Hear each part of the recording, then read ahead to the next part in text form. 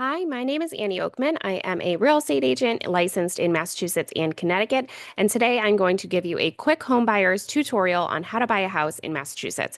So, first step that I always suggest is getting pre approved, talking with a lender and finding out what your budget is. If you do not have a lender in mind, I'm happy to recommend 3 to 5 different lenders to you so that you can reach out, get different ideas on rates, what your budget might be, different programs that lenders might recommend or have as well. So, talking to a couple of lenders, getting a pre approval from at least one of them, and determining who you're going to work with as a lender, that is step one.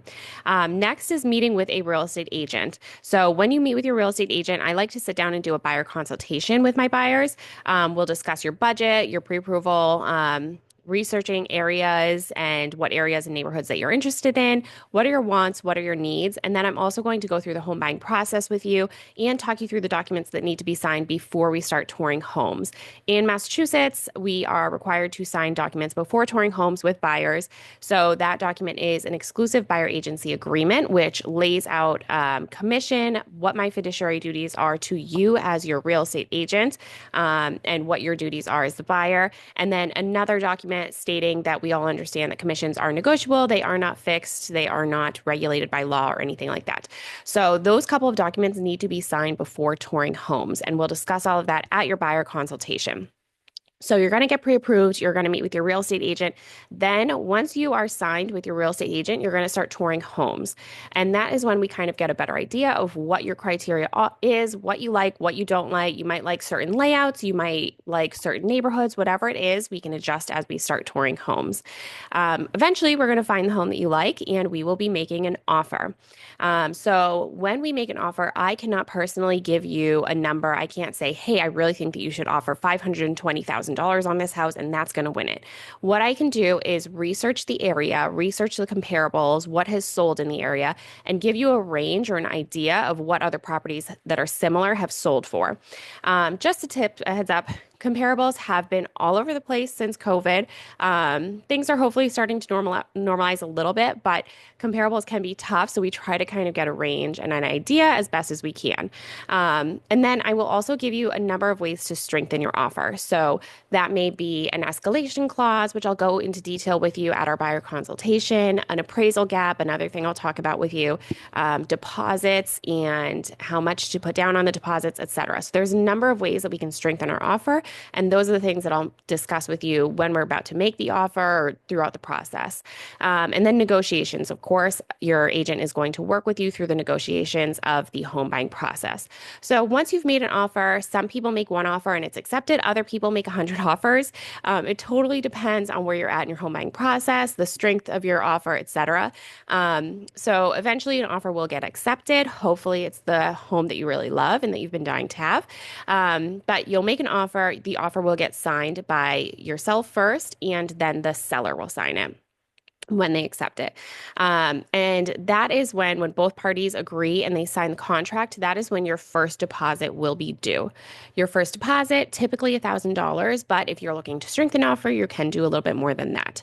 So once your offer is signed, we've got about a week and a half to do an inspection, a home inspection. We'll schedule that home inspection. The buyer should be there at the home inspection. I, as your real estate agent, would be there for the home inspection as well. If any repairs come up or anything that needs to be negotiated comes up, we will negotiate that as well. And I will also discuss with you during this process ways to strengthen your offer through an inspection as well. I do not ever suggest waiving an inspection. You want to know what's going on in your home if you're purchasing it. So home inspection, we have the home inspection after your offer is signed. And then we are going to, after an agreement comes to the home inspection, we are going to sign a purchase and sale document. That kind of locks in the deal with you and the seller. So the purchase and sale is something that's drawn up by attorneys. Your attorney will draft that and negotiate it with the seller's attorney. Once the two attorneys come to an agreement, it will be sent to you as the buyer to review with your attorney, and then we will sign that. So once the purchase and sale is signed, your lender will then schedule for an appraisal. The appraisal is the appraiser is someone who's going to come to the property and determine the value of the property and what the property is worth for the loan. So the appraisal happens. If anything needs to be negotiated after the appraisal, I will work on that with you as well. Your attorney is going to schedule for a title to be pulled.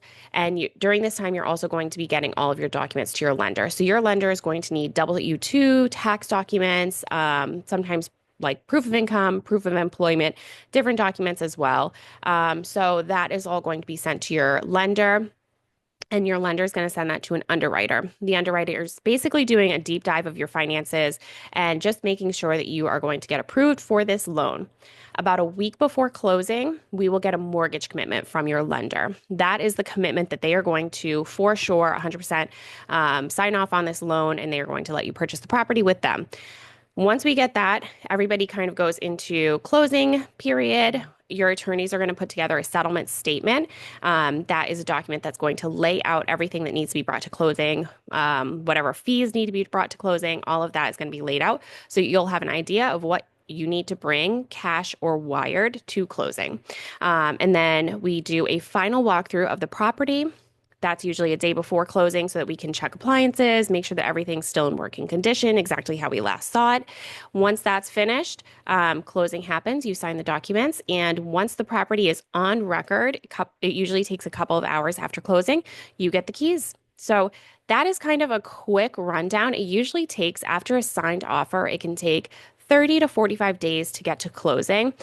Typically, I will put 45 days to closing, and we can negotiate if we are ready to close sooner, but it's typically 45 days after we make an offer. That gives the lender enough time to go through all of the underwriting, all of the documents, and we won't have to extend it all. So if you have any questions, if you've been thinking about buying a home, reach out to me. I'm here to help. Happy to talk you through the process a little bit further if you have any questions or set up a buyer consultation. All of my information is in the description, and I look forward to working with you.